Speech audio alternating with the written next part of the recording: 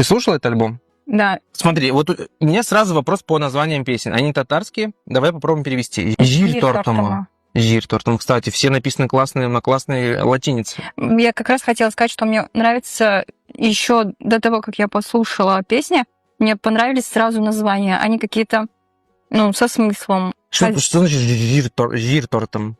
А ты как думаешь? Ну, жир, торта тянуть. Да.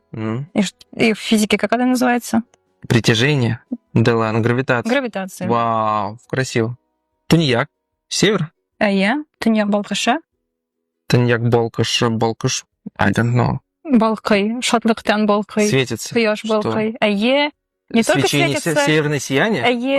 Офигеть. Слушай, реально очень поэтично. Купшил? Купшил. Здесь тоже точно не знаю. Вот здесь точно даже нету идей. Не пестрый, а вот какой-то щеголь. Можно... Аляпистый?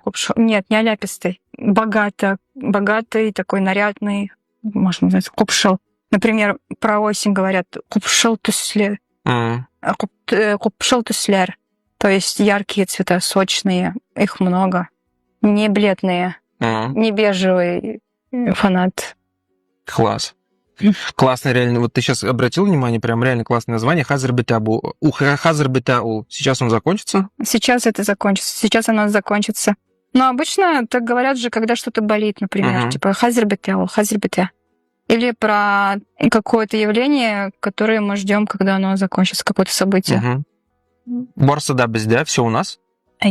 Менгелек, вечность. Менгелек Йилдос. Менгелек Йилдос, вечная звезда. Вечная звезда. Супер.